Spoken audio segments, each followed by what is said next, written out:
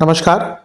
ग्रहों की गोचरीय स्थिति पर रेगुलर वीडियो पाने के लिए साप्ताहिक राशिफल, मासिक राशिफल, त्रैमासिक राशिफल और ग्रहों के बाकी गोचर पर भी रेगुलर अपडेट्स पाने के लिए, जिसके हिसाब से आप अपने जीवन में थोड़ी गाइडेंस प्राप्त कर सकें, इसके लिए मेरे चैनल को अवश्य सब्सक्राइब करें। जिन लोगों ने सब्सक्राइब कर रखा है वो ऑल ये जो नोटिफिकेशन सेटिंग होती है इसको क्लिक करें, क्योंकि कभी कभी कुछ लोग बोलते हैं उनको नोटिफिकेशन नहीं मिलती। आशा करता हूं चैनल को सब्सक्राइब करेंगे और रेगुलर वीडियोस अवश्य आप देखेंगे। नमस्कार। ओम गणेशाय नमः। ओम नमः शिवाय। मैं निखिल ज्योतिषाचार्य आप सभी का मेरे चैनल पर पुनः स्वागत करता हूं। आशा करता हूं कि आप सभी स्वस्थ होंगे। महादेव की कृपा आप सभी पर सदैव बनी रहे। ये वीडियो धनु यानी कि सजिटेरियस के लिए, अगर हम ये कहें कि इस वर्ष की सबसे महत्वपूर्ण वीडियो राशिफल के दृष्टिकोण से होगी, तो इसमें कोई भी अतिशोक्ति नहीं होगी, कुछ भी गलत नहीं होगा, क्योंकि यह वीडियो है देवगुरु बृहस्पति यानी कि स्वयं धनु वाले जातकों के लग्नेश, उनके स्वामी के गोचर के बारे में। देवगुरु बृहस्पति 2 जून 2026 को राशि बदल रहे हैं। कहां पे आ रहे हैं? अपनी उच्च की राशि यानी कि कर्क में आ रहे हैं। आपके लिए देखें तो 8वें घर में आ रहे हैं और 27 जून 2027 तक वो आपके 8वें घर में ही रहेंगे। इसके बीच इस पूरे अंतराल में करीबन 2.5 महीने के लिए, 2.5-3 महीने के लिए वो सिंह में भी चले जाएंगे, फिर वापस आ जाएंगे। तो मोटे मोटे तौर पर इसको 1 साल का ही मानिए। जब वो बीच में उनका गोचर बदलेगा तो हम उस पर अलग से वीडियो बनाएंगे ही। स्वामी विवेकानंद जी ने एक बार कहा था कि expansion is life and contraction is death. और अगर एक ग्रह सही मायने में एक्सपेंशन दिखाता है, एक ग्रह सही मायने में जीवन को एक्सपैंड कर सकता है, तो वो ग्रह और कोई नहीं, केवल और केवल देवगुरु बृहस्पति है। राहु भी एक्सपैंड करता है, बल्कि राहु का जो विस्तार है, राहु का जो फैलाव है, वो तो बहुत तेज गति से हो सकता है, but it can backfire.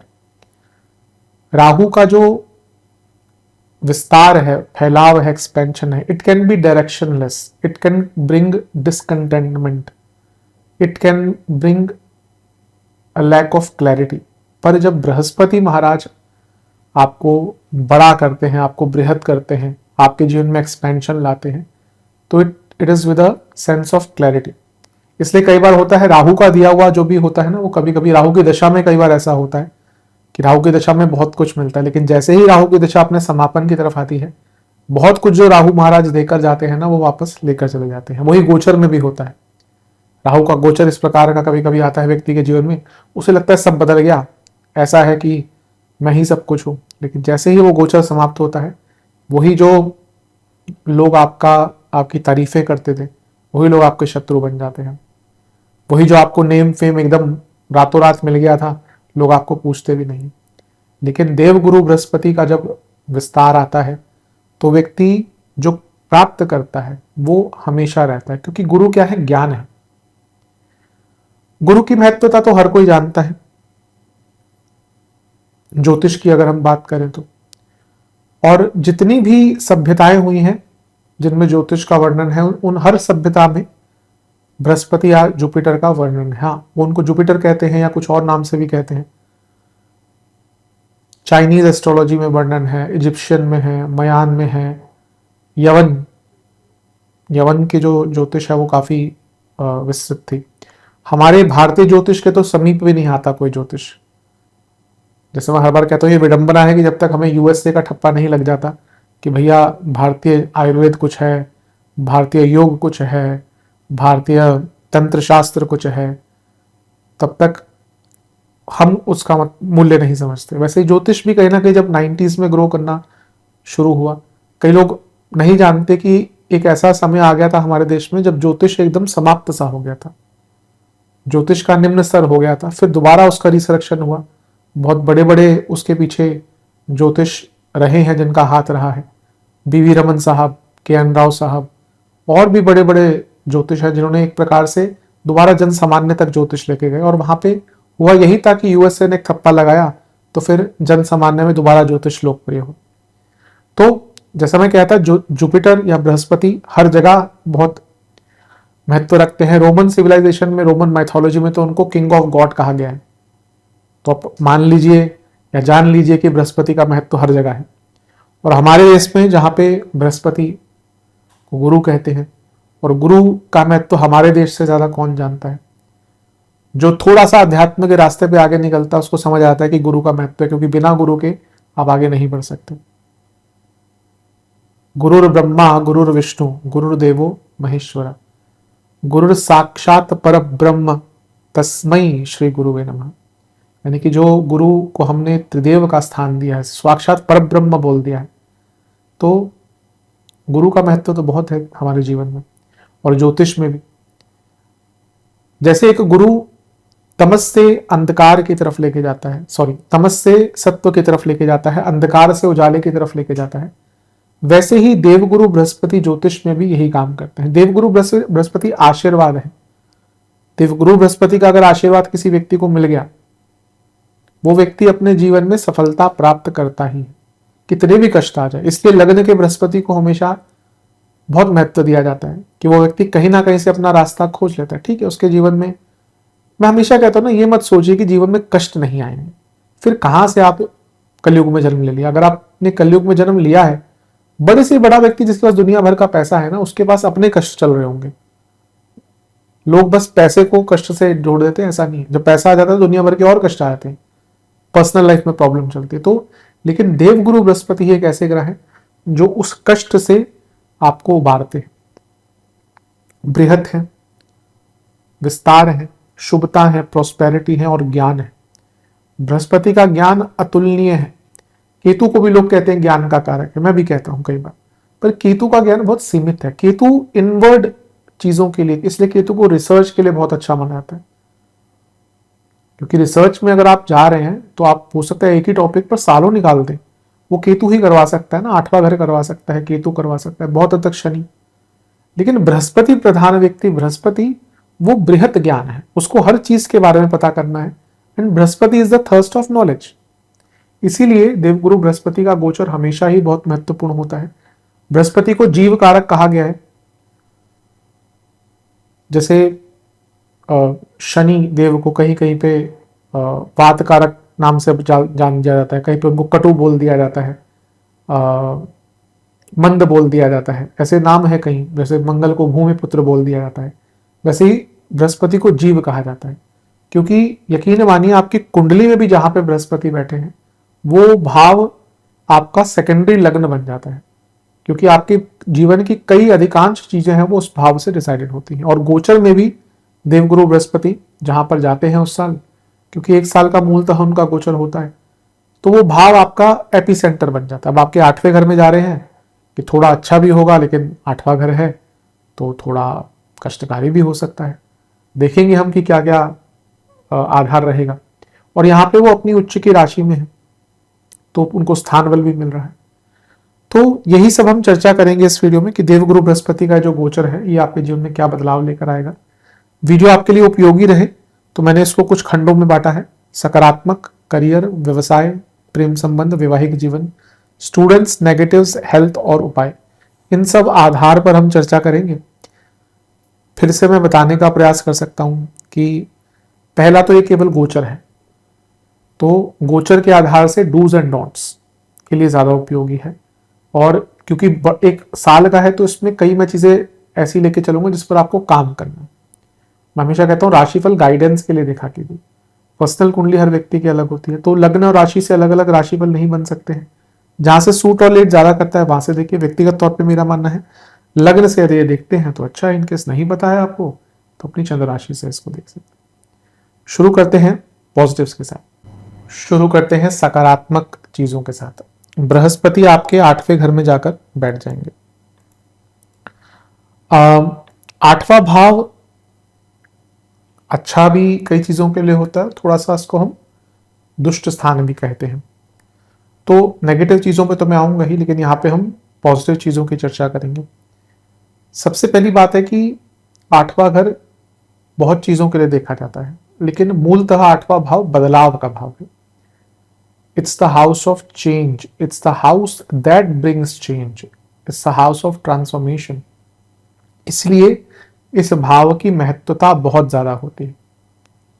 Change is the only thing which is constant. And हमें टाइम टू टाइम अपने जीवन में चेंजेस लाने चाहिए. लेकिन आठवां भाव तो कभी कभी छोटे मोटे चेंजेस नहीं, कभी कभी पूरा ट्रांसफॉर्मेशन दिखाता है. इसीलिए ये जो गोचर है देवगुरु बृहस्पति का आपके लिए बहुत बड़े बदलावों से भरा होगा, निर्णायक गोचर होगा, क्योंकि आपके जीवन में अब कई चीजें बदलने वाली हैं. बृहस्पति जब अपनी उच्च की राशि में आ रहे हैं तो पहला तो अच्छा, कोई भी ग्रह जिस भाव में जाता है उस भाव के रिजल्ट सबसे ज्यादा देता है और उस भाव के जो कारकत्व होते हैं उनको सबसे ज्यादा अपनाता है. बृहस्पति आपके लग्नेश हैं, बृहस्पति आपके चतुर्थेश हैं. बृहस्पति की 3 दृष्टियां हैं. दूसरे 12वें घर को देखेंगे, दूसरे घर को देखेंगे और चौथे घर को देखेंगे. लेकिन इन सब में से सबसे ज्यादा प्रभाव वो 8वें घर के ही दिखाएंगे. 8वां घर जैसे मैंने कहा ना कि चेंज का भाव है और बृहस्पति भाग्य के कारक है. तो जब भाग्य और बदलाव साथ में होगा तो क्या होगा, सक्सेस ही मिलती है. हाँ, ये है कि लग्नेश अष्टम में है तो आपको जो भी यहां पे प्राप्त करना है, जो भी बड़ा करना है, वो थोड़ा रिस्क लेकर करना पड़ेगा. इंग्लिश में कहावत है कि फॉर्चून फेवर्स द ब्रेव. तो you have to be brave enough this year to make some changes. कभी कभी आता है कि हमें अपने कंफर्ट जोन से निकलकर कुछ रिस्क लेकर कुछ बड़े बदलाव कर कर अपने जीवन में आगे बढ़ना पड़ता है और ये वैसा ही समय है आपके लिए. ये एक ऐसा समय है जब आप अपने जीवन में किसी भी एरिया में बहुत टाइम से बदलाव लाने का प्रयत्न कर रहे थे तो ये साल उसके लिए बहुत अच्छा रहेगा. जैसे आप बहुत टाइम से सोच रहे थे कि भाई जॉब चेंज कर लूं, नहीं हो पा रही थी, अच्छा वर्ष है. आप बहुत टाइम से सोच रहे थे कि बिजनेस में कुछ बहुत बड़े बदलाव ले आते हैं, नहीं हो पा रहा था, ये वर्ष है जहां पे वो प्रभाव भी आपके जीवन में आएगा. और बाकी किसी एरिया में आप जॉब करते साथ में कोई बिजनेस स्टार्ट करना चाहते हैं, इन सब एरियाज में या कहिए जीवन के सब एरियाज में जहां पे आप एक बड़े बदलाव की चेष्टा कर रहे थे, आपको वो मौका प्राप्त होगा. अष्टम भाव एक ऐसा भाव है जो रोग के लिए अच्छा नहीं होता, क्योंकि यहां पे बड़े रोग मिलते हैं और कभी कभी अनडायग्नोजेबल प्रॉब्लम होती है. तो जब लग्नेश जो बृहस्पति हैं वो एक अच्छी अवस्था में अष्टम में आ गए, मैं आऊंगा रोग आदि सेक्शन पे, लेकिन ये उन लोगों के लिए बहुत अच्छा है जिनको कोई हेल्थ इशू चल रहा था लेकिन डायग्नोसिस नहीं हो पा रहा. कई बार ऐसा जीवन में होता है कि आपको कोई हेल्थ प्रॉब्लम है, आपने दुनिया भर के टेस्ट करा लिए लेकिन कोई रिलीफ नहीं मिल रहा. डॉक्टर्स भी कहते हैं कि भाई हमें समझ नहीं आ रहा कि क्या प्रॉब्लम है. ऐसा कई बार होता है, हमेशा नहीं होता, लेकिन कुछ ऐसे एरियाज में होता है, कुछ ऐसे केसेस में होता है कि डॉक्टर्स या मेडिकल फैसिलिटीज, मेडिकल प्रोविजंस नहीं बता पाते कि प्रॉब्लम क्या है, क्यों दिक्कत आ रही है. तो अगर ऐसी अवस्था में है आपको कोई भी ऐसा रोग तंग कर रहा है जो डायग्नोसिस जिसका नहीं हो पा रहा, तो यहां पे वो डायग्नोसिस बहुत आराम से हो सकता है. बृहस्पति ज्ञान के कारक है, ज्ञान, और अष्टम भाव असीमित ज्ञान है, मतलब कि वो ज्ञान जो बहुत गूढ़ विद्याएं हैं वो सारा अष्टम भाव से आता है. रिसर्च भी यहीं से आता है, गूढ़ विद्याएं, ऑकल्ट, तंत्र, ये सब कुछ अष्टम भाव से आता है.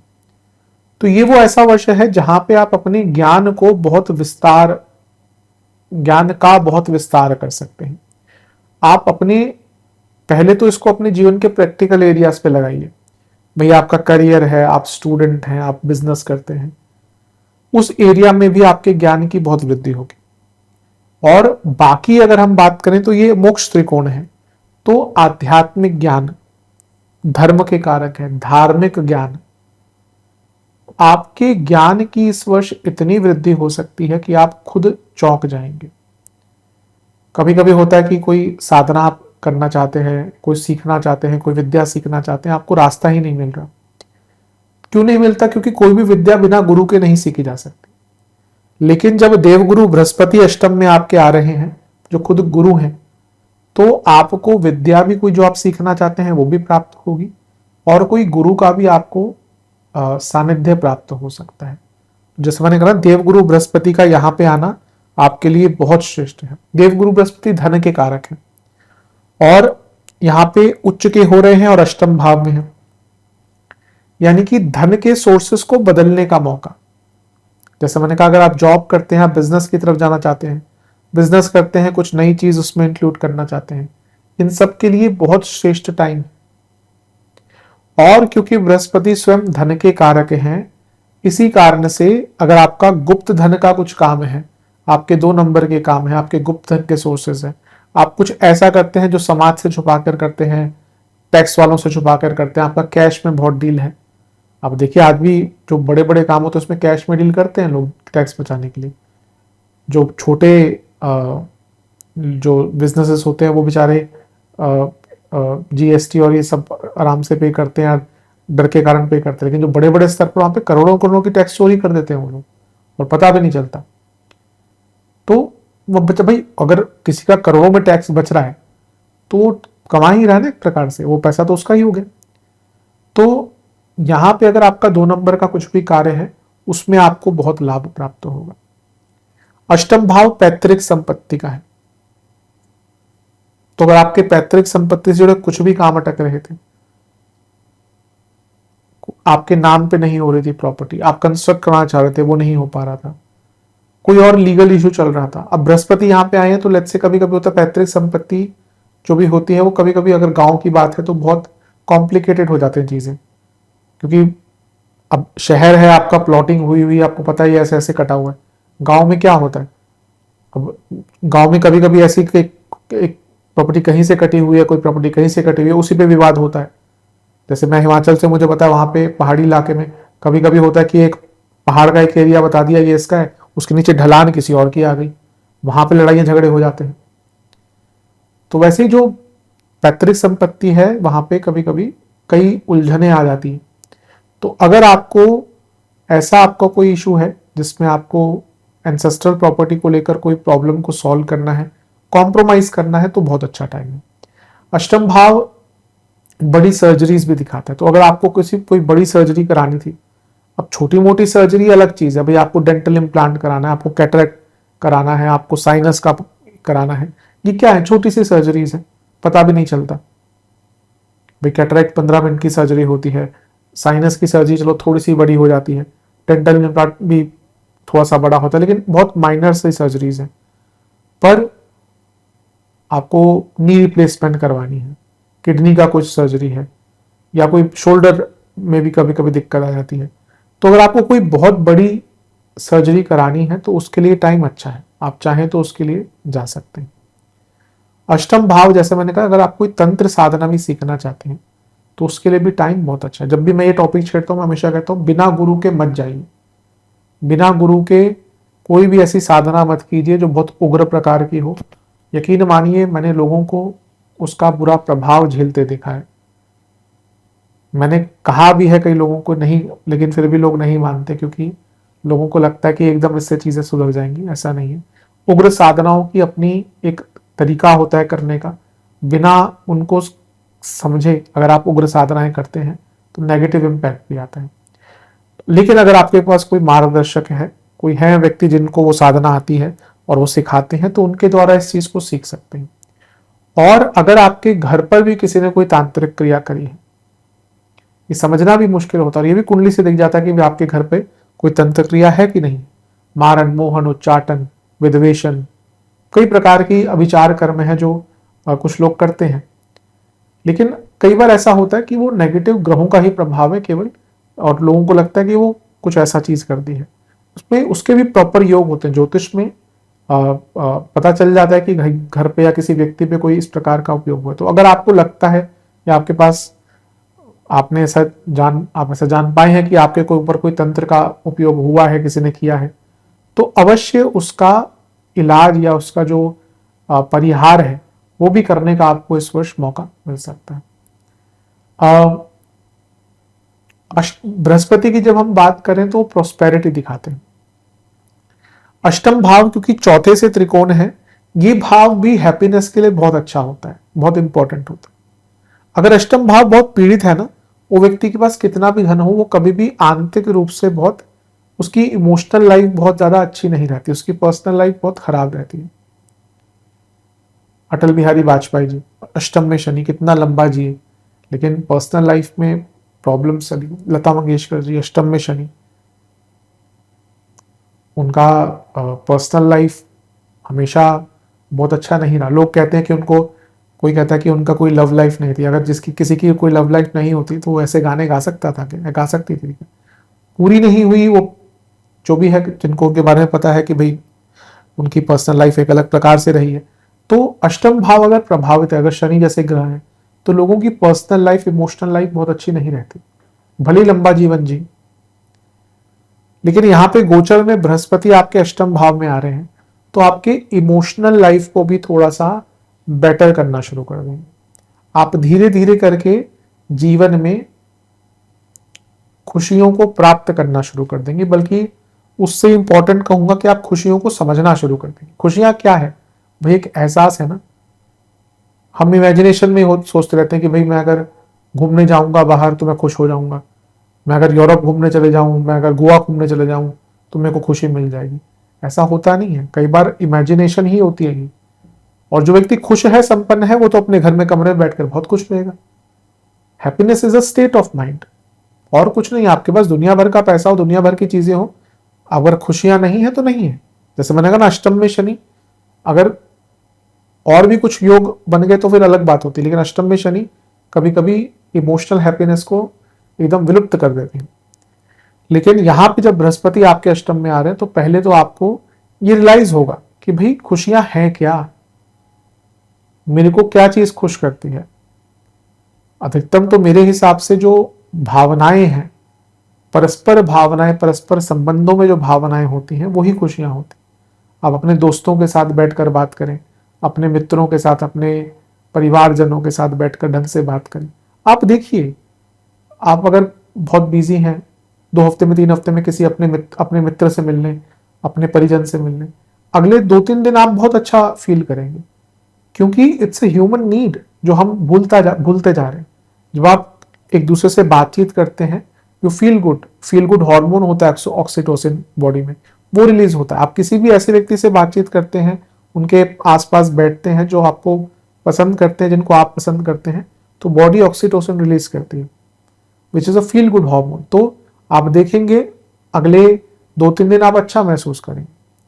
तो आई थिंक अब क्योंकि यहां से चौथे से त्रिकोण में भी है, तो मैं कहूंगा कि अपनी ना, अभी आपके शनि देखिए चौथे घर में गोचर कर रहे हैं, तो धनु वालों ने पाया होगा पिछला 1-1.5 साल बहुत अच्छा पर्सनल लाइफ में नहीं गया होगा।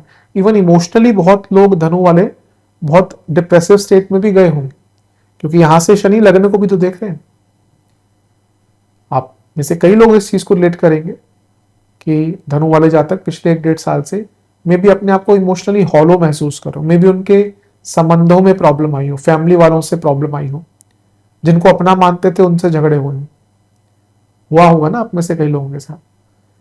तो ये अब बृहस्पति उस चीज को ठीक करने का मौका देंगे। कोई बात नहीं, परिवार में गलतियां होती हैं, लेकिन ठीक भी तो हमें ही करना होता है। संबंध अगर आपके बचपन से बने के, आपको परिवार के, दोस्तों की बात अलग है, लेकिन जो पारिवारिक संबंध है वो तो आपको प्रारब्ध से मिलते हैं ना, तो उनको ठीक करने का प्रयत्न कीजिए। और अब जैसे मैंने कहा ना, अपनी हैप्पीनेस पर ध्यान दीजिए, थोड़ा सेल्फिश हो जाइए। धनु वाले जातक बहुत ज्यादा रिस्पॉन्सिबिलिटी लेने वाले लोग होते हैं, खुद ही, वो है ना कहावत की, आ बैल मुझे मार, इनके साथ सही बैठती है, क्योंकि इनको दिखता है कोई और रिस्पॉन्सिबिलिटी ले रहा, मैं खुद ले लेता हूं, आ बैल मुझे मार। होता क्या है उसके कारण, ये सारी चीजें खुद ही करना शुरू कर देते। मैं कई बार इस चीज को बोलता हूं, धनु वाले ब्लंट होते हैं, पर अगर ये किसी को प्यार करते हैं तो उसके लिए बहुत समर्पण भाव दिखाते हैं, और उस चक्कर में लोग इनका फायदा उठाते हैं।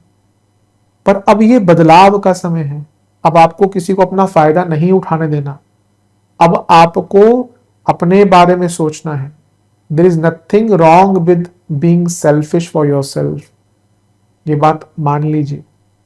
आप जब चले जाएंगे ना, तो मैक्सिमम लोग शायद आपको 1 महीने तक याद करेंगे, उसके बाद कभी कभी याद आया करेंगे। मैक्सिमम वो 1 महीने बाद वाले भी लोग मैं वो कह रहा हूँ जो आपके साथ रहते थे। कभी कभी देखा करेंगे कि भाई आप जिस कुर्सी पे बैठते थे आप नहीं हैं, तो उनको याद आ जाएगी 6 महीने में एक बार। कभी कभी कोई आपकी फेवरेट डिश बन गई तो उनको याद आ जाएगा। हम क्या है ना कि लोगों के प्रति या लोग क्या कहेंगे उस चक्कर में अपने आप को भूल ही जाते हैं। अपने आप का, अपनी खुशियां, अपना सुख दुख हम भूल ही जाते हैं। स्पेशली धनु वालों की मैं बात कर रहा हूं। ये धनु क्या है, ये लग्न है रिस्पॉन्सिबिलिटी का। धर्म त्रिकोण है ना, धर्म का अगर काल पुरुष की कुंडली में देखें तो नवम भाव जो बनता है वो धनु का ही आता है। तो ये जो, हाँ, ये जो नवम भाव है ये धनु, यहाँ पे धनु काल पुरुष की कुंडली में आता है। तो धनु नवम भाव क्या है, वो धर्म का भाव है। धर्म क्या है, धारणीय है, यानी कि जो आपकी रिस्पॉन्सिबिलिटी है। तो कभी कभी रिस्पॉन्सिबिलिटी निभाने के चक्कर में धनु वाले जातक अपने आप को भूल जाते हैं, अपने आप को एकदम निरस्त कर देते हैं, बस दूसरों के लिए समर्पित। इस चीज से बचिए। अगर आपको सबसे बड़ा बदलाव कुछ लाना है ना इस वर्ष, तो यही बदलाव है कि आपको अब अपने बारे में सोचना है। Be selfish. जो आपकी रिस्पॉन्सिबिलिटी है उसको एक सीमा में निभाइए, अपने बारे में सोचना शुरू कर दिए। वरना यकीन मानिए ये जो चल रहा है वो आगे भी चलता रहेगा, कुछ उसमें बदलाव नहीं आएगा। हम प्रिपेयर करते रहते हैं कि ये होगा वो होगा वो होगा, और कुछ नहीं होता। कई बार जीवन का समापन हो जाता है। तो ये अष्टम भाव, इसको मृत्यु स्थान भी कहा जाता है। तो अभी मृत्यु का समय नहीं है, लेकिन अपने आप को, अपने उस वर्जन को आपको समाप्त करना है जहां पे आप अपने बारे में आपने सोचना बंद कर दिया। तो ये बहुत इंपॉर्टेंट चीज है। ये मांगल्य भाव है। मैरिड लाइफ के लिए भाव बहुत इंपॉर्टेंट होता है। लोग इस भाव को देखकर कह देते हैं डाइवोर्स होगा। अरे ये कौन सी ज्योतिष है भैया, केतु देख लिया डाइवोर्स होगा? नहीं, मैंने समझाया भी था, मुझे समय नहीं मिल रहा दूसरे चैनल पर एक्टिव होने का, लेकिन लोग इतने भ्रमित हो गए हैं ना। एक तो हर चीज को ज्योतिष के लिए आते हैं मेरे पास, मेरा नंबर ये है, ये ऐसा हो जाएगा। अरे भैया न्यूमरोलॉजी अलग रखो, उसका कोई आधार नहीं है बहुत ज्यादा। वैदिक न्यूमरोलॉजी लोग कहते हैं, भैया कहाँ कहाँ की वैदिक न्यूमरोलॉजी आ गई? वैदिक, अगर वैदिक के हिसाब से जाए तो तिथियों के हिसाब से हम तो बोलते हैं, तो आपके पास है तिथियों का न्यूमरोलॉजी? तो न्यूमरोलॉजी तो बहुत, और ये ज्यादा चाइनीज और इधर उधर से ही आई है। उसको लेकर ज्योतिष में घुस जाते हैं कि भैया मेरा नंबर 2 है तो मेरा ये है वो है। तो आज ज्योतिष में इतना कंफ्यूजन का स्टेट हो चुका है कि क्या ही बताएं। लोग न्यूमरोलॉजी से ज्योतिष को मिसअप कर देते हैं और फिर परेशान हो जाते हैं। तो जैसा मैंने कहा, ये अष्टम भाव मांगल्य स्थान है। अगर आपकी मैरिड लाइफ में कोई प्रॉब्लम चल रही है, इससे अच्छा मौका नहीं है उसको सॉल्व करने का। बहुत अच्छा साल है। अगले साल शनि यहां पे आ जाएंगे और सप्तम को देखेंगे, फिर नहीं मौका मिलेगा। फिर हाथ पे हाथ मलते रह जाइएगा कि काश पिछले साल ठीक कर लिया होता। अगर आपकी मैरिड लाइफ में, मैं बहुत लंबा नहीं जाना चाहता क्योंकि लोग परेशान हो जाते हैं, लेकिन अगले साल जब शनि यहाँ पे आएंगे तो आपके सप्तम भाव को, और वो नीच की राशि में होंगे, तो आपके सप्तम भाव को देखेंगे। तो ये वो वर्ष है 2026 के जून से, अगले वर्ष जून में ही ये होगा। शनि का गोचर भी जून में ही है और बृहस्पति का गोचर भी जून में ही होगा अगले साल। तो ये दोनों ही चीजें अपने आप में बहुत बड़ी हैं। तो यहां पे अपने मैरिड लाइफ को सुधार लीजिए, वरना बहुत प्रॉब्लम हो। अष्टम भाव, जैसे मैंने कहा, ये रिसर्च का भाव भी है। तो अगर आप रिसर्च कुछ करना चाहते हैं ऑफिशियली अनऑफिशियली, उनके लिए बहुत अच्छा है। और अष्टम भाव is for surrogacy and adoption. तो अगर आप सरोगेसी भी करना चाहते हैं, अडॉप्शन की तरफ, कई बार होता है कि भाई संतान प्राप्ति नहीं हो रही, कई बार आपसे चार्ट चाहते हैं कि अब आजकल क्योंकि क्या है कि लेट शादियां होती हैं, लेट प्रेगनेंसी होती है। गलत भी नहीं कह सकते, क्योंकि महिला अगर काम कर रही है तो अगर लेट मैरिज हो रही है, लेट्स से 28, 30, 31, तो वो उनका पीक पीरियड भी आता है करियर में। वहाँ पे वो छुट्टियां भी नहीं ले सकती। आजकल बहुत मुश्किल, बहुत कट थ्रोट कॉम्पिटिशन है। लेकिन जैसे मैं हर बार कहता हूँ कि बायोलॉजिकल क्लॉक तो किसी के लिए रुकेगी। या इवन जैसे कुछ लोग अपने एग फ्रीज कर लेते हैं कि भाई, क्योंकि ऑब्वियसली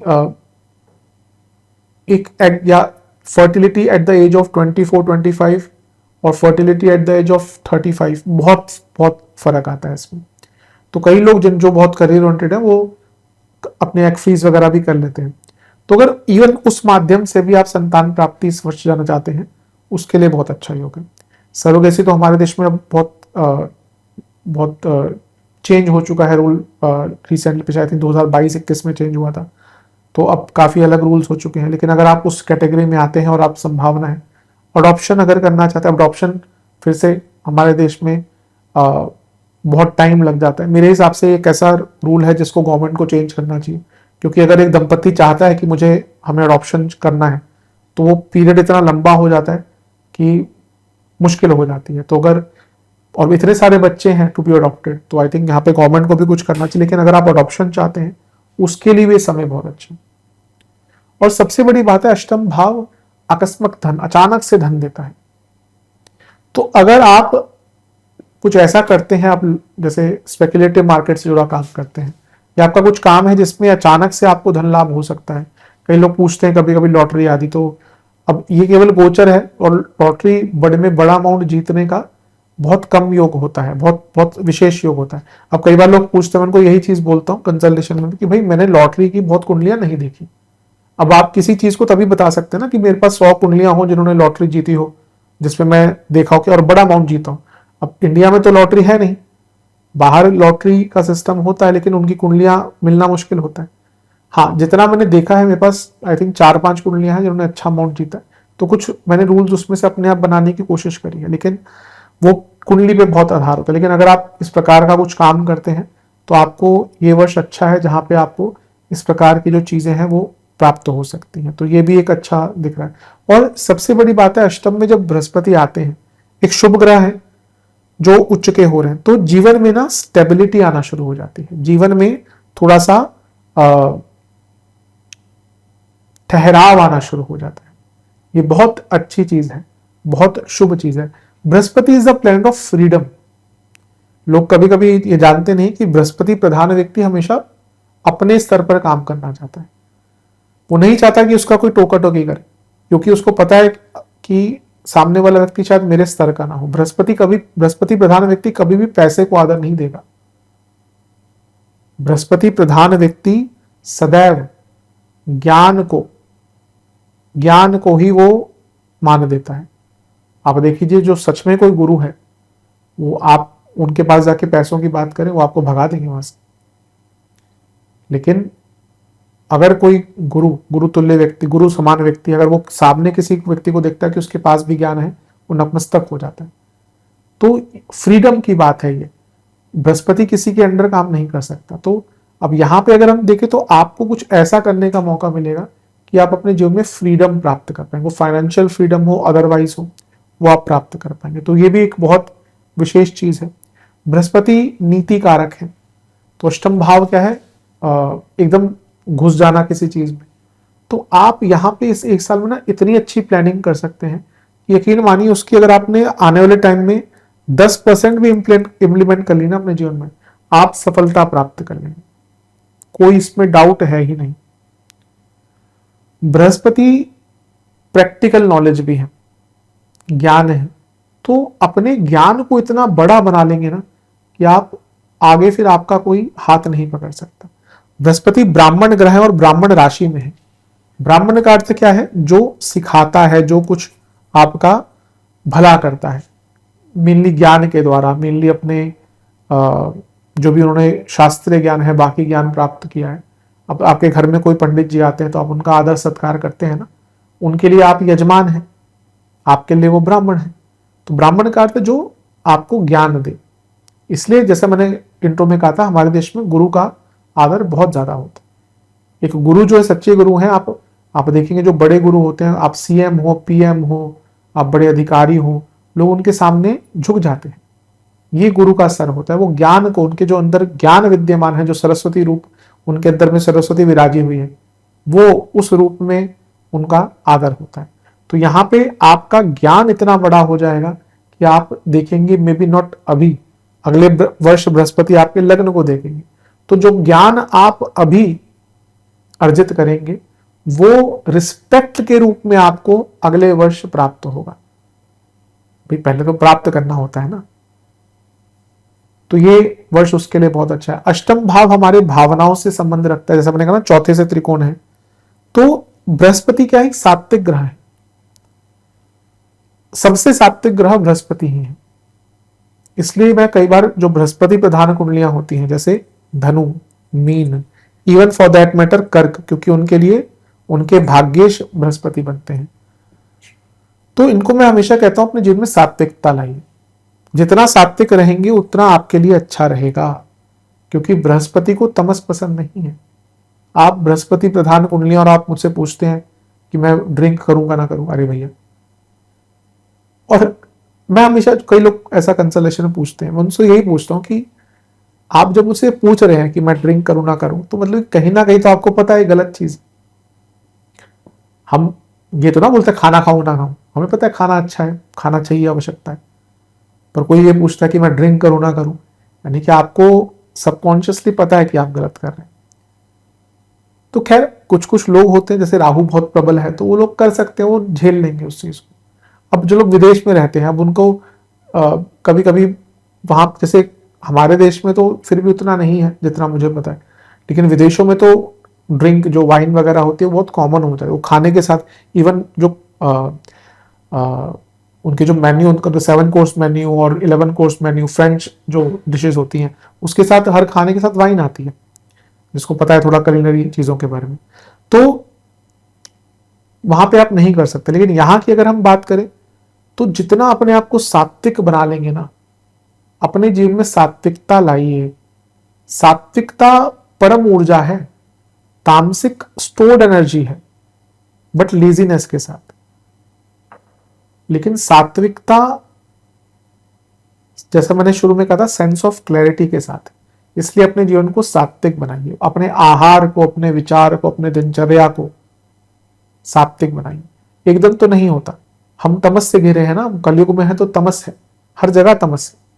उस तमस से अपने लिए एक सात्विक स्थान बनाना बहुत महत्वपूर्ण होता है। सुबह जल्दी उठिए, पूजा पाठ कीजिए। हमारी दिनचर्याएं बहुत अच्छी होती थी भारतीयों की, वो तो हमने उसको तिरस्कृत करके अपने अपने ही पांव पे कुल्हाड़ियां मारी है। भाई जो 80s के लोग होंगे, जो 80s में पैदा हुए हैं, अर्ली 90s में पैदा हुए हैं, उन्होंने देखा होगा ना कि जीवन एक सिंपल रहता था। जब सुबह उठ के लोग पूजा करते थे, जीवन में उतना कॉम्प्लेक्सिटीज नहीं थी, सरलता थी, लोग खुश थे। आज सब कुछ है, दुनिया भर की चीजें हैं लोगों के पास, ऑनलाइन शॉपिंग के जरिए दुनिया भर की चीजें मंगाते रहते हैं। हर कमरे में एसी, हर कमरे में टीवी, बड़े बड़े सोफा सेट्स, बड़े बड़े टीवी, बड़े बड़े फ्रिज, बड़ी बड़ी गाड़ियां। खुशियां कहाँ हैं? कहीं नहीं, क्योंकि सात्विकता नहीं है। सात्विकता समझना भी अपने आप में बड़ी चीज है। यहाँ पे समझाना शुरू कर दूंगा तो फिर टॉपिक से भ्रमित हो जाएंगे। लेकिन सरलता, अपने जीवन में सरलता, शुभता और थोड़ी सी सात्विकता, मतलब कि जहां पे आप तमस से थोड़े दूर हैं, वो चीजें लाना शुरू कर दीजिए। यकीन मानिए, इन 1 year you will be transformed. अगर आपने अपने जीवन को सात्विक रखना शुरू कर दिया, ये तो मैं आपको कहता हूं, ये 1 साल बाद आप एक अलग व्यक्ति होंगे और it is going to be a change for betterment. तो इस पर विचार कीजिएगा। मेरे हिसाब से देवगुरु बृहस्पति का ये गोचर आपके लिए बहुत श्रेष्ठ है। ये एक ऐसा समय है जब आप बहुत ऑप्टिमिस्टिक रहेंगे, आपके हाथों बहुत अच्छे कार्य भी होंगे, आप लोगों की मदद भी कर सकते हैं। इसलिए देवगुरु बृहस्पति का ये गोचर आपके लिए सामान्य नहीं दिख रहा। ये देवगुरु बृहस्पति का गोचर आपके लिए बहुत बड़ा है। अष्टम भाव आपके, this is conscious mind, this is subconscious and this is super conscious. तो जब सबकॉन्शियस माइंड आपका बृहस्पति द्वारा प्रभावित हो रहा है ना, और बृहस्पति क्या है, the largest planet as per मास, आप सबकॉन्शियस उस लेवल पर पहुंच सकते हैं ना कि यकीन मानिए, फिलॉसफी हो, ज्ञान हो, उसको ढालना अपने जीवन में, ये डोर होती है हमारे जीवन की अष्टम भाव। इसलिए इसको मृत्यु का भाव, और या कहिए आयु का भाव भी कहते हैं। मृत्यु का भाव इसको ना बोला कीजिए, इसको आयु भाव बोला कीजिए। तो ये जो वर्ष है आपके लिए, जैसे मैंने कहा, ये बहुत अच्छा है।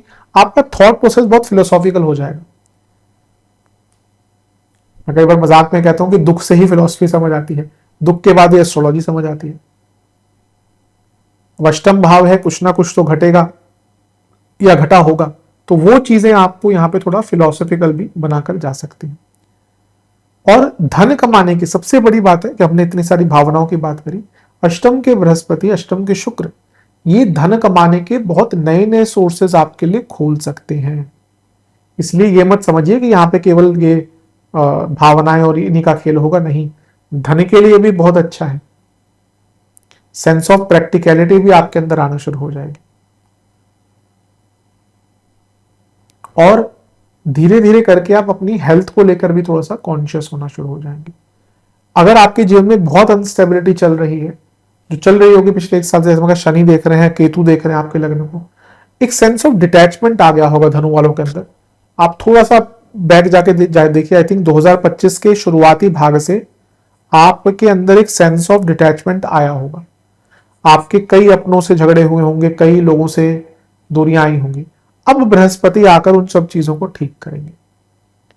तो बहुत अच्छा एक गोचर दिख रहा है। ज्ञान प्राप्ति के लिए जैसे मैंने कहा, ही बहुत अच्छा है, स्टूडेंट्स के लिए बहुत अच्छा है। ये जो भाव है ये सप्तम से दूसरा है, तो बिजनेस में बहुत लाभ दिख रहा है। पंचम से चौथा है तो आपके थॉट प्रोसेस में स्टेबिलिटी आएगी। 10वीं से 11वां है, करियर में अनफॉर्चुनेटली एकदम आपके सोच से परे आपको लाभ मिल सकता है। 11वें से 10वां है, यानी कि लाभ मिलेगा, वो भी कॉन्स्टेंटली बड़ा बड़ा बड़ा लाभ मिलता रहेगा आपको। और दूसरे से सप्तम है, धन के कई जो कार्य आपके अटक रहे थे वो पूर्ण होंगे। तो मेरे हिसाब से जो बृहस्पति का गोचर है बहुत अच्छा इन एरियाज में आएगा। उनके स्वामित्व की बात कर लेते हैं। लग्नेश जो है वो उच्च के हो रहे हैं और वो भी अष्टम में, तो बदलाव की तरफ लेके जाता है। ज्ञान वृद्धि, अपने आप को ही अपना विराट स्वरूप बनाने का टाइम है। जैसे महाभारत में अपने विराट रूप को कृष्ण जी ने दिखाया था, वैसे ही हमारा विराट रूप कैसे आता है? ज्ञान से ही आता है। जब ज्ञान से हम परिपूर्ण होते हैं तो हमें डर नहीं लगता, एटलीस्ट हमारे खुद के एरिया में। तो अपने आप को ज्ञान से परिपूर्ण कर लीजिए। ये जो वर्ष है ये अपने ज्ञान को महत्व दीजिए, ज्ञान को बढ़ाइए। लग्नेश अष्टम में है और उच्च की अवस्था में है, तो अपनी हेल्थ पर ध्यान देना शुरू कर देंगे आप में से लोग, कई लोग अपने ऑलरेडी कुछ लोगों ने कर दिया होगा, क्योंकि एक झलक तो दिखला के गए थे ना लास्ट ईयर नवंबर दिसंबर में। कुछ झटका भी लगा होगा हेल्थ को लेकर कुछ लोगों को। तो जब हमें क्या होता है, हम देखते रहेंगे, लोग बोलते रहेंगे कि भाई डॉक्टर बोलते रहेंगे ये कर लो, घर वाले बोलते रहेंगे कि भाई वेट कम कर लो, ये कर लो, वो कर लो, पर जब तक झटका नहीं लगता, कहीं एक बार बीपी बढ़ा हुआ आ गया, एक बार कोलेस्ट्रॉल आ गया, एक बार कुछ और दिक्कत हो गई, शुगर एकदम हाई हो गई, चक्कर आने लग गए, तभी फिर झटका लगता है। अब कभी कभी आजकल आप लोगों को बोलो भी ना तो लोग बुरा मान जाते हैं। मुझे याद है एक जान पहचान के, उनके गर्दन पे बहुत काला काला सब इंसुलिन रेजिस्टेंस होता है। मैं बोलता नहीं, एक बार मैंने बोला था कि भाई ऐसा है, तो मुझे नहीं पता उनको अच्छा लगा ना या बुरा, लेकिन ठीक है। अब उसके बाद जब आज 6 महीने बाद, 1 साल बाद, जब उनकी शुगर एकदम हाई होगी, स्पाइक होगी, चक्कर खा के गिर गए, तब फिर एक बार मुझे कॉल करते कि हाँ आपने सही बोला था। मैंने कहा मेरे को सही बोले तो 6 महीने हो गए, अब क्या याद आ रहा है आपको? तो ये ऐसा वर्ष, ऐसा समय है जहां पे आप अपनी सेहत को लेकर बहुत सजग हो जाएंगे, जो बहुत अच्छा है आपके लिए। और फिर से कहूंगा, ज्ञान प्राप्ति का बहुत अच्छा समय। चौथे घर के स्वामी उच्च के हो रहे हैं, प्रॉपर्टी के लिए अच्छा है, पैतृक संपत्ति के लिए अच्छा है, घर से कुछ लाभ मिल सकता है, आपको पैतृक संपत्ति में हिस्सा मिल सकता है। अब कभी कभी होता है कि आप बात करना चाहते हैं अपने माता पिता से, भाई क्या सीन है, क्या सिनेरियो बन रहा है, किस प्रकार से। मेरे हिसाब से तो ये चीज डिस्कस कर लेनी चाहिए, rather than कि बच्चे बाद में लड़ते रहे। कुछ पेरेंट्स ठीक है, आप विल बना के चले जाइए, बता दीजिए, ताकि लड़ाई झगड़े ना हो, पहले डिस्कस कर लीजिए। वो भी आपका वेट करें कि आप निकले तब हमें कुछ मिले, हम देखें हमें क्या। कई बार ऐसा होता है, जब संबंध अच्छे नहीं रहते तो बच्चे वेट करते हैं कि कब ये निकले, हमें कुछ मिले। ये कलयुग है, ये सत्यता है। तो यहां पे अगर आपको कुछ डिस्कस करना है भाई पैतृक चीजों को लेकर, तो डिस्कशन करिए। इमोशनल मैच्योरिटी बढ़ती हुई दिख रही है, इमोशनल स्टेबिलिटी बढ़ती हुई दिख रही है, और जैसे मैंने कहा अपनी फैमिली में कोई दिक्कत आपके चल रही थी उसको ठीक अगर आपको करना है तो उसका भी बहुत अच्छा समय। चौथे घर के स्वामी का उच्च का होना यानी कि खुशियां आएंगी, घर में पैसा आएगा, घर में संपन्नता, घर में वृद्धि हो सकती है, हो सकता है आपके घर में संतान आए।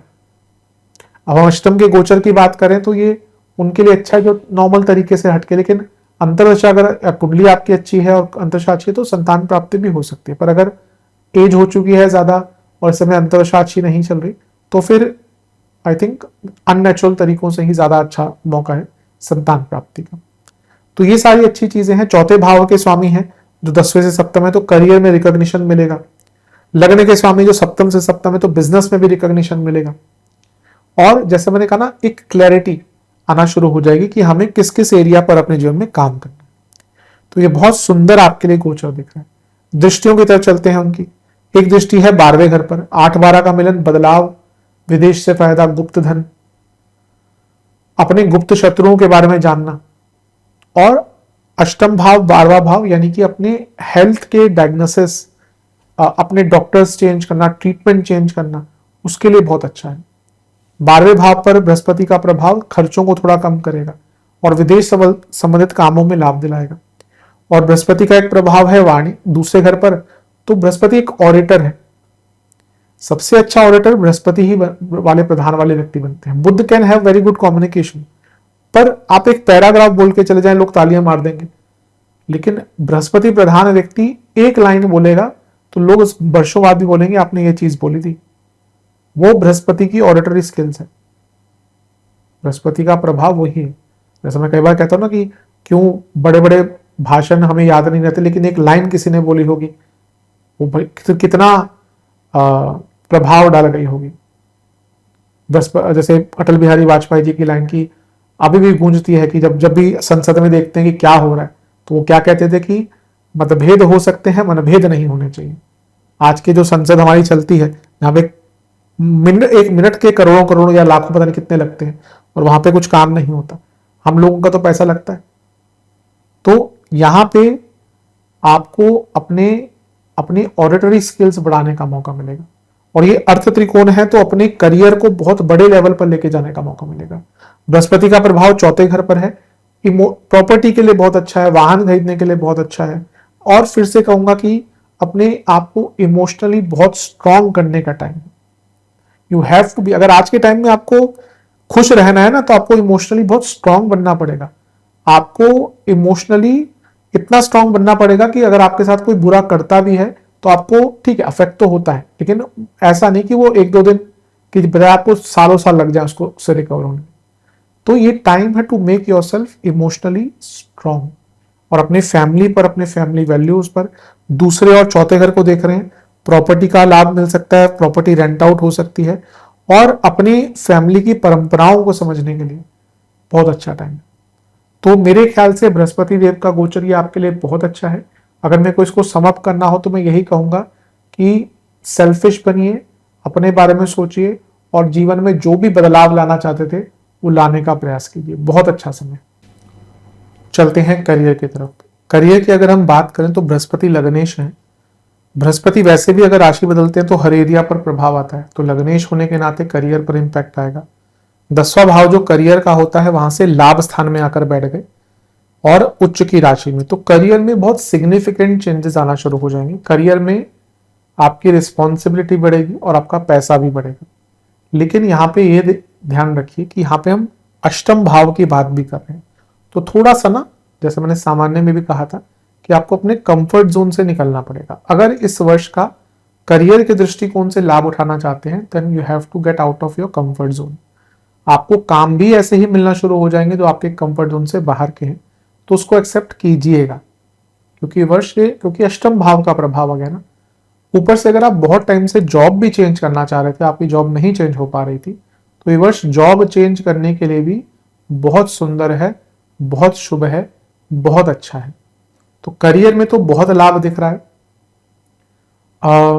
अगर कुछ रिस्क भी लेना चाहते हैं, जैसे मैंने कहा था ना, फॉर्चून फेवर्स द ब्रेव, तो यहाँ पे थोड़ा, क्योंकि अष्टम भाव है, लग्नेश है, उच्च के हैं, कभी कभी होता है व्यक्ति अपना करियर में फील्ड ही चेंज करना चाहता है कि भाई आप सेल्स में आप चाहते हैं मार्केटिंग में आ जाए, आप टेक्नोलॉजी की एक फील्ड में आप चाहते हैं दूसरे प्रोसेस में चले जाएं, तो उसके लिए भी बहुत अच्छा। और अभी जो लोग टेक्निकल फील्ड में, उनको पता है कि उनका आईटी वगैरह जो स्पेशली है, सॉफ्टवेयर्स, कोडिंग, तो ये बहुत रूपांतरण के थ्रू जा रही हैं चीज़ें, क्योंकि एआई और सब चीज़ें आई हैं। तो अपने आप को ट्रांसफॉर्म करने के लिए इन टर्म्स ऑफ करियर भी बहुत अच्छा समय, जैसे मैंने कहा, ये ट्रांसफॉर्मेशन का टाइम है। और बृहस्पति ज्ञान के कारक हैं, तो अपने ज्ञान को, अपने स्किल्स को बदलिए जो आगे चलकर आपको लाभ दे। तो करियर के लिए कोई बहुत बुरा तो नहीं है, अच्छा है, लेकिन हाँ, you have to be out of your comfort zone.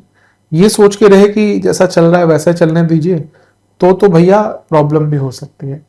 तो get ready to change, accept change and change yourself. ये करियर में मेरे हिसाब से आपके लिए एक राय रहेगी। कोई बहुत बुरा नहीं है, जैसा मैंने अभी सामान्य में भी कहा, पॉजिटिव्स में भी कहा था। चौथे घर के स्वामी है जो 10वें से सप्तम है, तो रिकॉग्निशन मिलेगी। लग्नेश उच्च के हो रहे हैं, तो नाम पहचान, अचानक से पैसा बढ़ना, अचानक से बहुत अच्छा इंक्रीमेंट होना, ये सब हो सकता है। लेकिन be ready to accept the work which is थोड़ा डिफिकल्ट। बृहस्पति 12वें घर को देख रहे हैं, जो लोग एमएनसी आदि में काम करते हैं, विदेश में काम करते हैं, बहुत अच्छा है। 12वें घर का एक्टिवेशन लग्नेश द्वारा, यानी कि विदेश में जॉब ढूंढना या जॉब चेंज, बहुत अच्छा है। बृहस्पति वाणी के स्थान को देखेंगे, तो अगर आपका वाणी से संबंधित काम है तो आप अच्छा करेंगे और आपका फाइनेंस इंक्रीज होगा। और ये अर्थ त्रिकोण है, तो आपकी प्रैक्टिकलिटी बढ़ेगी। और बृहस्पति चौथे घर को देख रहे हैं जो 10वें से सप्तम है, पुनः थोड़ा बैलेंस बढ़ेगा, थोड़ा सेटिस्फेक्शन मिलेगी, प्रोफेशनल सेटिस्फेक्शन। अब एक व्यक्ति भले ही महीने का 2.5 लाख कमा रहा हो, लेकिन जरूरी नहीं कि उसको करियर सेटिस्फेक्शन है। वो तो दुनिया भर के लोन ले रखे हैं, घर वालों का खर्चा चलाना है, बच्चों का खर्चा चलाना है। वरना कई लोग के ऊपर ये रिस्पॉन्सिबिलिटी हो ना, तो छोड़ ही दे नौकरी। नौकरी करना कोई आसान तो है ना, भले आपका कितना भी पैकेज हो, क्योंकि कई बार करियर सेटिस्फेक्शन नहीं होता। लेकिन ये वो साल है, मैं ये तो नहीं कहूँगा पूरा वर्ष ही आप करियर सेटिस्फेक्शन आपको रहेगा, लेकिन अपने करियर में कई चीज़ों को आप इंजॉय करें। और बृहस्पति बृहत है, बृहस्पति विस्तार करते हैं, तो आपके रोल्स, रिस्पॉन्सिबिलिटी, सब कुछ बढ़ेगा। और जैसे मैंने कहा ना, अपने ज्ञान को आधार बना लीजिए इस वर्ष, अपने ज्ञान को इतना बढ़ा लीजिए कि फिर आने वाले टाइम में आपको कोई पीछे कर ना सके। तो करियर के दृष्टिकोण से अच्छा है। फिर से मैं कहूंगा, be ready to get out of your comfort zone.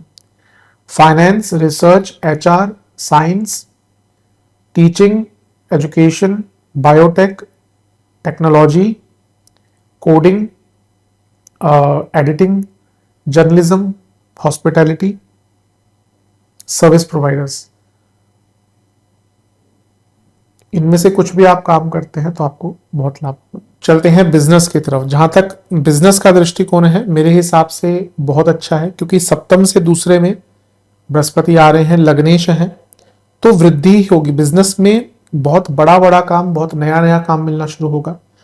और किसी भी भाव से उसका दूसरा भाव उसकी वृद्धि दिखाता है, तो बिजनेस बढ़ेगा। बृहस्पति सप्तम से सप्तम के स्वामी हैं और लग्नेश भी हैं और उच्च की अवस्था के, तो बिजनेस में नाम बढ़ेगा, बिजनेस की पहचान बढ़ेगी, बिजनेस एक्सपेंड करेगा, यानी कि आपके जो आपका बिजनेस का वॉल्यूम है वो तो बढ़ेगा ही, साथ ही में कुछ नए प्रोडक्ट्स एंड सर्विसेज लॉन्च करना चाहते हैं, उन पे रिसर्च करना चाहते हैं, उसके लिए भी अच्छा टाइम है। बृहस्पति 12वें घर को देख रहे हैं जो 7वें से छठा है। आपको अपने बिजनेस के लिए कोई अच्छा लोन चाहिए, अच्छा मतलब कि बड़ा loan at a good interest rate, आपको इन्वेस्टमेंट चाहिए, या आप अपने काम को विदेश में फैलाना चाहते हैं, बहुत अच्छा टाइम है। कुछ नई चीज ट्राई करना चाहते हैं, 8-12 का प्रभाव आ रहा है ना, तो कुछ रिस्क लेना चाहते हैं। भाई जो बिजनेस करता है उसको टाइम टू टाइम रिस्क भी लेने पड़ते हैं, तो अगर आप रिस्क लेना चाहते हैं, अब कोई कंपनी है, वो कोई नया अच्छा खासा उसका काम चल रहा है, वो सोचती है कि नया नया प्रोडक्ट लेके आए। अब जो ही नहीं कि वो प्रोडक्ट उनका चल ही जाए, पर रिस्क लेंगे तभी तो पता चलेगा। तो इन बिजनेस तो आपको रिस्क लेना ही पड़ता है। बृहस्पति धन स्थान को देख रहे हैं, तो सप्तम से अष्टम है, लग्न से दूसरा है। Constant flow of income and very good flow of income, good flow of money. और आपका काम भी, क्योंकि सप्तम से अष्टम भाव बृहस्पति की उच्च के बृहस्पति की दृष्टि से है, दृष्टि से प्रभावित है, यानी कि एक बहुत कांस्टेंट काम आपको मिलेगा। तो बिजनेस के लिए तो बहुत अच्छा दिख रहा है। और बृहस्पति आपके चौथे घर को देख रहे हैं, अगर आप अपने फैमिली के साथ मिलकर कोई बिजनेस स्टार्ट करना चाहते हैं उसके लिए अच्छा है। सप्तम से 10वां है, यानी कि फिर से कांस्टेंट काम, बिजनेस में अगर कॉन्स्टेंटली आपको अच्छा काम मिलता रहे तो आप बहुत प्रसन्न रहेंगे, आप बहुत खुश रहेंगे। तो बिजनेस के लिए तो मेरे हिसाब से बहुत ही अच्छा है, बहुत ज़्यादा लाभ। इवन अगर आप अपने बिजनेस में बहुत पिछड़ चुके थे, बहुत आगे नहीं बढ़ पा रहे थे, तो उन लोगों को भी लाभ यहाँ पर मिलेगा। तो बिजनेस में तो बहुत शुभ है। अगर आपका फाइनेंस का, एग्रीकल्चर का, रियल एस्टेट का, प्रॉपर्टी से संबंधित, हॉर्टिकल्चर से संबंधित, एक्सोटिक फ्रूट एंड वेजिटेबल से संबंधित, ऑर्गेनिक प्रोडक्ट से संबंधित, holistic services, religious services, education से जुड़ा कोई आपका बिजनेस है, फूड प्रोडक्ट से जुड़ा कोई बिजनेस है, मसालों से जुड़ा कोई बिजनेस है आपका, इंपोर्ट एक्सपोर्ट का काम है आपका, इमिग्रेशन का काम है आपका, तो आपको बहुत लाभ मिलेगा। चलते हैं लव एंड रिलेशनशिप की तरफ। मूलतः क्योंकि भावनाओं के भाव के स्वामी हैं बृहस्पति, और रिलेशनशिप में क्या होता है, भावनाएं तो महत्वपूर्ण होती ही हैं। अब आजकल प्रॉब्लम यही हो रही है क्योंकि भावनाएं नहीं है लेकिन रिलेशनशिप स्टार्ट हो जाते हैं, इसलिए रिलेशनशिप चलते नहीं हैं। क्योंकि केवल आकर्षण के आधार पर एक एक दो मीटिंग्स के आधार पर अगर रिलेशनशिप स्टार्ट हो रहे हैं तो रिलेशनशिप नहीं चलते। और आजकल लोग जल्दबाजी में बहुत हैं क्योंकि ऑप्शंस बहुत हैं, इसीलिए रिलेशनशिप आज के टाइम में निभाना बहुत मुश्किल होता जा रहा है। लोग चाहते हैं रिलेशनशिप में आना पर उसके लिए मेंटली तैयार नहीं होते, इमोशनली तैयार नहीं होते। लोग इमोशनली अनअवेलेबल हैं but they want to be in a relationship, और बोलते ऐसे हैं कि हाँ रिलेशनशिप ऐसा हो जिसमें हमें कोई समझ जाए। अरे भाई, आप पहले अपने आप को समझिए। इसीलिए जब आपको रिलेशनशिप में आना है ना, पहले अपने आप को इमोशनली स्ट्रांग, अवेलेबल और थोड़ी मैच्योरिटी भी आनी चाहिए। इसलिए जो बहुत यंग एज में रिलेशनशिप स्टार्ट होते हैं अधिकतम वो थोड़े से आगे चलते हैं फिर खत्म हो जाते हैं। बहुत रेयरिटी ही होती है कि एक आप देखें कि हाँ एक सोल कनेक्शन हो गया तो अलग बात है। तो यहाँ पे इमोशंस के भाव के स्वामी उच्च के हो रहे हैं, तो अपने रिलेशनशिप को इमोशनली एक वैल्यू ऐड करना, उसमें इमोशन समझना एक दूसरे के, ये टाइम अच्छा है उसके लिए। तो इमोशंस पर काम कीजिए, बिना इमोशंस के रिलेशनशिप नहीं चल सकता, इसलिए इमोशंस पर काम कीजिए। पंचम से भी चौथे में है, यानी कि इमोशंस स्ट्रांग होंगे, इमोशंस समझ पाएंगे, इमोशंस पर काम कर पाएंगे। बृहस्पति 12वें घर को देख रहे हैं जो पंचम से अष्टम है, यानी कि स्टेबिलिटी इन रिलेशनशिप। बृहस्पति वाणी के स्थान को देख रहे हैं और चौथे घर को भी देख रहे हैं, तो इमोशंस एंड स्पीच दोनों पर ही प्रभाव है। तो आप जो बोलेंगे वो आपके पार्टनर समझ पाएंगे।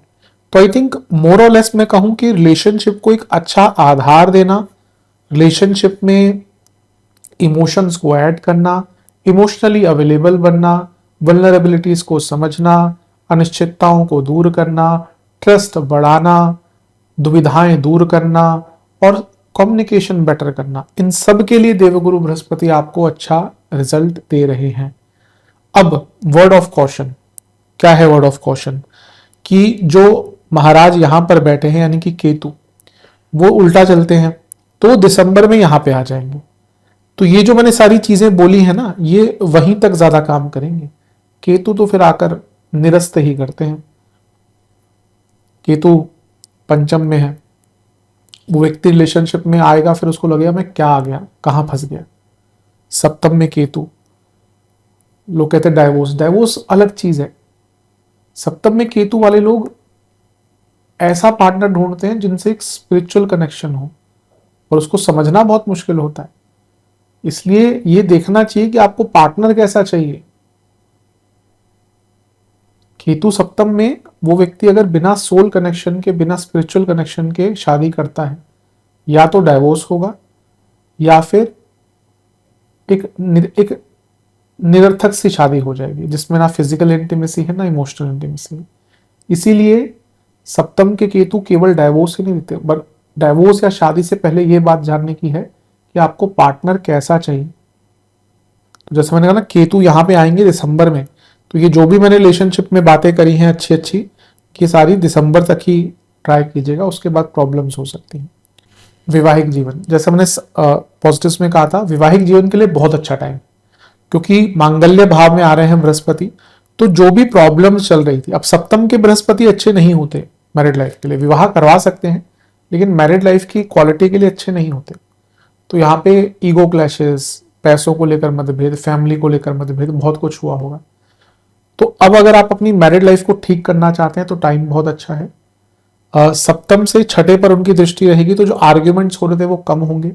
लग्नेश है जो सप्तम से सप्तम के स्वामी है, क्वालिटी बढ़ेगी मैरिड लाइफ की, विश्वास बढ़ेगा, मॉरलिटी बढ़ेगी, एक दूसरे को समझ पाएंगे।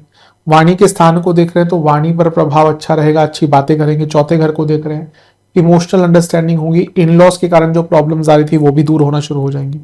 तो एक प्रकार से मैरिड लाइफ के लिए बहुत अच्छा है। जैसा मैंने कहा था कि अगर आप ऐसी अवस्था में हैं कि आप नेचुरल कंसीविंग नहीं कर पा रहे, इवन आईवीएफ भी नहीं कर पा रहे और आप सेरोगेसी या अडॉप्शन की तरफ जाना चाहते हैं, तो उसके लिए भी योग बहुत अच्छा बन जाता है। और मैरिड लाइफ को बहुत स्थिर करने के लिए, उसको अच्छा बनाने के लिए, उसकी क्वालिटी को इंप्रूव करने के लिए मांगल्य स्थान के बृहस्पति, वो भी उच्च के बृहस्पति, अच्छा रिजल्ट आपको देकर जाएंगे, इसमें कोई दो राय नहीं है। इमोशंस के भाव के स्वामी इमोशंस के भाव को देख रहे हैं, तो इमोशनल कनेक्शन जब तक नहीं होगा, जब कुंडली मिलाते हैं, कुंडली मिलान में हमेशा कहता हूं ना कि कभी कभी मैं थोड़ा सा वो भी अचंभित भी होता, लोग लाखों लाखों के लहंगे ले लेते हैं, लाखों लाखों के सूट ले लेते हैं, अब लाखों अपने डाइनिंग हॉल पर खर्च कर देते हैं, लेकिन कुंडली मिलान के टाइम में सोचते हैं कि हाँ भाई पैसा बच जाए, अपना एप्स देख लिया। क्योंकि कुंडली मिलान गुण मिलान नहीं होता। मैं समझाने का कितना बार कोशिश करता हूं कि गुण मिलान नहीं होता कुंडली मिलान। गुण मिलान तो उसका एक आरंभिक चीज है जिसमें केवल यही देखना है कि भाई नाड़ी दोष ना हो, गुण कम भी मिलते ना चल जाती है शादी। पर विवाह में चंद्रमा का बहुत महत्व होता है, इसलिए चंद्र राशि से भी कुंडली देखते हैं, लग्न से नहीं। केवल बाकी कई चीजें केवल लग्न से देखी, लेकिन जब आप कुंडली मिलान करते हैं तो आपको चंद्रमा भी देखने पड़ते हैं, क्योंकि चंद्रमा मन के कारक हैं, भावनाओं के, इमोशंस के कारक हैं। आपको शुक्र भी देखने पड़ते हैं, आपको बृहस्पति भी देखने पड़ते हैं। इसलिए कुंडली में, कुंडली मिलान में ग्रह मिलान भी होता है, जो लोगों को पता ही नहीं कि कैसे होता है। भाव मिलान होता है और बड़ा प्रोसेस होता है कुंडली मिलान। कभी कभी कंसल्टेशन में लोग आते हैं, कहते हैं पंडित जी इस कंसल्टेशन के साथ कुंडली मिलान भी कर दीजिए। मैंने कहा भैया वो बहुत बड़ा प्रोसेस होता है। तो ये लाइटनेस जो होती है ना कुंडली मिलान को लेकर, यही आगे जाकर तंग करती है। तो यहां पे इमोशंस, अपने इमोशंस पर काम कीजिए, अपने आप को इमोशनली स्ट्रांग बनाइए, और रेदर देन या अलोंग विद, रेदर देन नहीं, along with being emotionally strong, be emotionally available for your partner. वैवाहिक जीवन में if you are not available for your partner, तो किस बात का वैवाहिक जीवन है। कभी कभी होता है कि इतने आप इस प्रकार का व्यक्ति बन जाते हैं कि आपके पार्टनर उस प्रकार के हो जाते हैं कि आप अपनी प्रॉब्लम्स ही नहीं शेयर कर पाते उनसे। अगर ऐसा है तो किस बात का मैरिड लाइफ, आप क्यों जी रहे हैं साथ में। अधिकतम ऐसा लोग कहते थे कि शादी के बाद लोगों को देखिए शादी के बाद थेरेपीज की जरूरत पड़ जाती है। ऐसे लोग जो अपने जीवन को एंजॉय कर रहे होते हैं, शादी के बाद 6 महीने में उनको थेरेपी की जरूरत क्यों पड़ जाती है। मैंने कहीं रिसेंटली भी कहा था, कुछ लोग शायद इससे आहत हो जाते हैं, पर there is something very wrong going on with marriage in our country. जो भी है बहुत कुछ है वैसे तो, लेकिन प्रॉब्लम्स, मैरिड लाइफ क्यों करते हैं लोग शादी, ये सीखना चाहिए ना, सोचना चाहिए, जीवन आगे बढ़ाने के लिए और एक दूसरे का पूरक बनने के लिए। पर यहां पे उल्टा ही सब कुछ हो रहा है, क्योंकि इमोशंस। तो अपने इमोशंस को सुधारिए, उन पर काम कीजिए, और अपने पार्टनर को भी इमोशनली अवेलेबल पार्टनर प्रोवाइड कीजिए। इन सब चीजों पर काम कीजिएगा। मैरिड लाइफ में थोड़ा अच्छा, again a word of caution, मैंने शायद बताया भी था, शनि आ रहे हैं यहाँ पे अगले साल, 7वें घर को देखिए, तो ये 1 साल है, ठीक कर लीजिए चीजों को, फिर बाद में शनिदेव मौका नहीं देंगे। विद्यार्थियों की तरफ चलते हैं। स्टूडेंट्स के लिए तो बहुत अच्छा, मैं बता ही चुका हूं शायद पहले, अपने आप में ज्ञान के कारक है, स्टूडेंट्स के लिए बहुत महत्वपूर्ण होते हैं। तो उच्च की अवस्था में हो रहे हैं पंचम से चौथे में, यानी कि आपका इमोशनल स्टेबिलिटी बढ़ेगी। आपके 12वें घर को देख रहे हैं यहाँ से, जो आपके 7वें से छठा है, यानी कि कंपटीशन में सफलता मिलेगी। आपके धन स्थान को देख रहे हैं जो पंचम से 10वां है, यानी कि जो स्टूडेंट्स पास आउट होते हैं, प्लेसमेंट वगैरह चलती है उनके लिए बहुत अच्छा है। और चौथे घर को देख रहे हैं, यानी कि फैमिली का सपोर्ट भी रहेगा। 12वें घर को भी देख रहे हैं और पंचम से 12वें को देख रहे हैं, जो बच्चे विदेश में जाकर पढ़ना चाहते हैं या ऑलरेडी विदेश में है उनको भी लाभ मिलेगा। तो ओवरऑल देखा जाए बृहस्पति का प्रभाव स्टूडेंट्स के लिए तो बहुत अच्छा है। इवन हायर स्टडीज के कारक हैं और अष्टम भाव में भी बैठे हैं, तो जो हायर स्टडीज करना चाहते हैं, कर रहे हैं, या फिर कोई रिसर्च कर रहे हैं, उनके लिए भी बहुत अच्छा है। तो मेरे हिसाब से देवगुरु बृहस्पति का गोचर स्टूडेंट्स के लिए तो ये अत्यंत लाभकारी है। आप अपने आप को इमोशनली बहुत स्ट्रांग कर सकते हैं। और अष्टम के बृहस्पति तो मैं कहूंगा कि साधना कीजिए, देवी देवताओं की पूजा कीजिए, जिनको भी आप अपना इष्ट मानते हैं। होता है कभी कभी ना किसी एक देवी देवता के स्वरूप से, अब ईश्वर तो एक ही है लेकिन उनके स्वरूप अलग अलग है। किसी के लिए वो कान्हा है, किसी के लिए वो महादेव है, किसी के लिए श्री राम है, किसी के लिए कुछ और है। तो ऐसा कोई कम ज्यादा किसी से नहीं। ये जो अपने आप में शैव शाक्त वैष्णव में लड़ाइयाँ चलती रहती हैं, स्पेशली शैव और वैष्णवों में, कि कौन। मैं कभी कभी किसी वैष्णव से एक बार बात हो रही तो कहते हैं कि हम महादेव की पूजा हमने मना किया। मैंने कहाँ मना किया है? महादेव ने मना किया है या विष्णु जी ने मना किया था? तो लोगों का द्वारा चलाई गई चीजें हैं। बांटने का तो आदत रहती है ना, ह्यूमन नेचर टू डिवाइड। तो जो भी, जिनको भी आप अपना ईश्वर मानते हैं, इष्ट मानते हैं, उनकी आराधना की आदत डाल लीजिए। आप यकीन मानिए, आप, क्योंकि स्टूडेंट्स आजकल बहुत अलग प्रकार का उनका कल्चर है, लेकिन जो बच्चा, जो स्टूडेंट सुबह उठकर थोड़ा पूजा पाठ करता है, उसकी ग्रेड, उसकी स्टडी, उसकी हैबिट्स में अपने आप फर्क पाएंगे, उसके चेहरे पर तेज पाएंगे आप। तो थोड़ा अपने आप को इस चीज में, आपके घर के बड़े लोग बोलते ही होंगे आपको, कर लो कर लो, गलत नहीं बोलते। जब आप थोड़े बड़े हो जाएंगे तब रियलाइज होगा।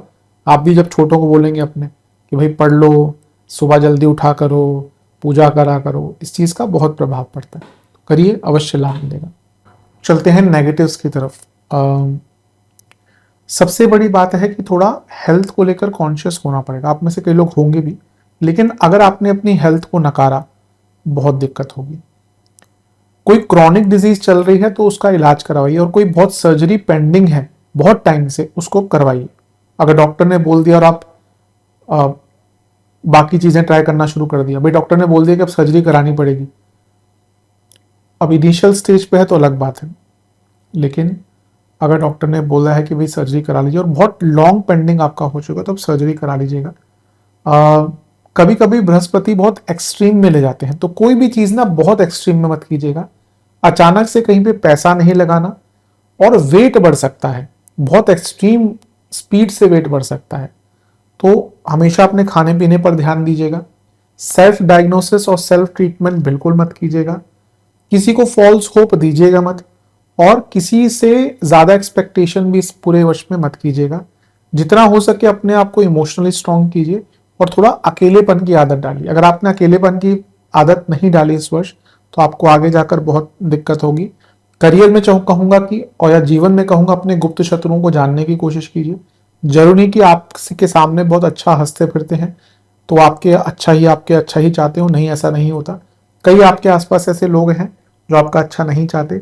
और थोड़ा फाइनेंस मैनेजमेंट पर भी ध्यान दीजिए। पैसा कमाना अलग बात है, उसको बचाना, उसको इन्वेस्ट करना, उससे दोबारा पैसा कमाना अलग बात है। तो थोड़ा फाइनेंशियल मैनेजमेंट पर अगर ध्यान नहीं दिया तो जितना भी पैसा कमा लेंगे वो वेस्ट ही जाएगा। तो आई थिंक इन सब चीजों पर ध्यान दें, वाणी का उपयोग थोड़ा कम करें, और फिर से कहूंगा, B emotionally strong but don't be emotionally dependent on someone.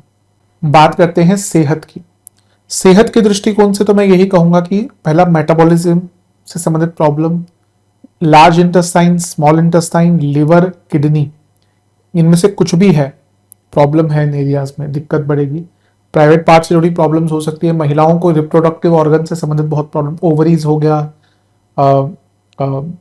Uterus की प्रॉब्लम होगी। पुरुषों को जिनकी एज बढ़ चुकी है, प्रोस्टेट के इश्यूज आ सकते हैं, या ऑलरेडी है तो दिक्कत बढ़ेगी। पाइल्स आदि की प्रॉब्लम रह सकती है। बॉडी में इन्फ्लेमेशन, भयंकर इन्फ्लेमेशन रहेगा, तो अपने डाइट पर बहुत ध्यान दीजिएगा। स्लीप डिसऑर्डर्स रहेंगे, पैरों में रोग रहेगा, वेरिकोस वेन्स की प्रॉब्लम है, आपको दिक्कत बढ़ेगी। नेत्र विकार हो सकते हैं, आंखों में इन्फ्लेमेशन हो सकता है, आंखों की जो नसें हैं उसमें कोई प्रॉब्लम आ सकती है। ब्रीदिंग इश्यूज, लंग्स से संबंधित प्रॉब्लम, लंग्स का जितना भी एरिया है, चेस्ट का एरिया, उससे संबंधित प्रॉब्लम्स हो सकती है।